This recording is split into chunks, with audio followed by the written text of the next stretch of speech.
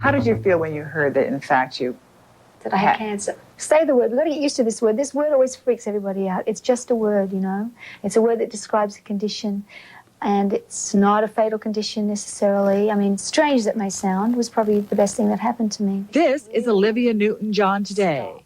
She says she learned a lot about herself during her recent battle with breast cancer. While recovering at her new oceanfront home in California, she spoke intimately for the first time about her diagnosis 16 months ago. It was startling news coming from the girl who seemed to live a charmed life. Have you never been alone? Have you never tried? This was Olivia Newton-John in the early 70s when she first broke onto the scene, a perky Australian import who was an instant hit. She would go on to sell 60 million records worldwide and pick up 4 Grammy Awards. And she made it all look so easy. Nobody wants to know you. I just seemed to be in the right place at the right time, and things happened. There was no gnashing of your teeth, no dying to do it, not getting No, up. in fact, mainly it was like, oh, do I have to? By the time she was a teenager, Newton-John was singing in local coffee houses and was a TV star in her own variety show. At 15, she won a talent contest and a trip to London, where she began performing with Cliff Richards, the Elvis Presley of England. I really want you. By the time she moved to America in 1974, she had already picked up her first Grammy for, oddly enough, Best Country Female Vocalist. What do you think your appeal was? I was the girl next door. I think that's the best. People always seem to... I always look like someone's sister, someone's girlfriend. You know, they felt they knew me. There was that kind of... The critics were sort of merciless about you, though. Oh, yeah, I know. I mean, they said things like, if white bread could sing, it would be Olivia Newton-John. Did those things hurt you? Yes, I think to a certain extent they did, because every artist always wants to be taken seriously or to believe, you know, and... critics can belittle you very easily, and you forget that you've just gone out in front of 20,000 people. They're standing up and they're clapping for you, and you open the paper the next morning and you go, oh no, it hated me. I mean, it's so silly, but it's very typical. I remember one friend saying to me, what are you worried about? There's some more white bread than anything. And she certainly sold movie tickets. Her first major motion picture went on to become the top-grossing movie musical of all time. We go together.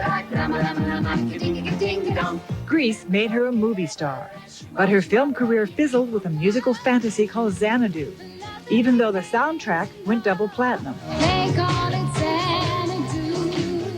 Despite the fact that Xanadu was not a terrific film, it was a great score. And Great score on both accounts, if I might say. Touche. Because it was there that you met your husband. Right. In 1986, she took on a new role when daughter Chloe was born. Though she cut an album of lullabies and started an Australian-style clothing business called Koala Blue, her main focus was motherhood. But her bliss was short-lived.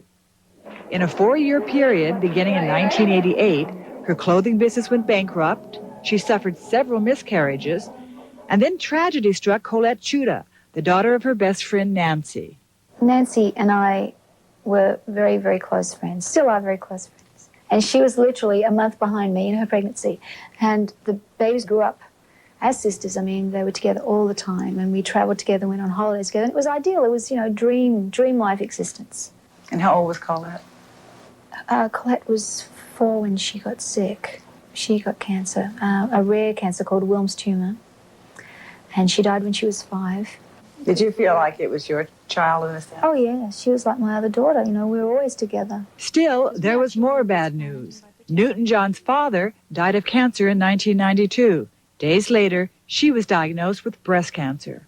I had regular checkups with a surgeon, and I also had mammograms, and it didn't show in my mammogram, but I felt innately that there was something wrong. And my surgeon did a needle biopsy. It didn't show on the needle biopsy either. So he asked me to have a lumpectomy where they would take a look. And they found it, and it was tucked right at the back, hidden, you know. So if I hadn't had regular checkups with this particular doctor and he hadn't watched my progress, and I hadn't been paying attention to my body, because I knew something was wrong. Were you afraid at all? Oh, no, not for a second. No, of course I was. Especially the scariest night really was the first night. I had to go in to have these special tests where they put radioactive stuff in your body and you sit under a big machine. And I don't like anything in my body, like, you know, especially radioactive material. Please, I'm going to glow. You know, I don't know what was going to happen. That really was the worst moment for me. And then I made a decision. I'm going to be all right. I'm going to let everyone know that I'm going to be all right, and they have to decide I'm going to be all right. And I really think there's so much power in thought and so much power in your mind. What do you think caused the cancer? These are all instinctual things that doctors would probably fight me on. I'd had a number of pregnancies that had, you know, I had lost the babies. I was on the pill. I was under incredible stress. How did you tell Chloe that you had? I didn't tell her. I decided not to because of what she'd gone through with Colette. And for her, the word cancer means you die. She found out in Australia after it was all over and I was healing. And she got very cross. She did? Yeah, and she said, "Why didn't you tell me, Mummy? I could have taken care of you." Now, you say that you've licked it. What does that mean? It's over.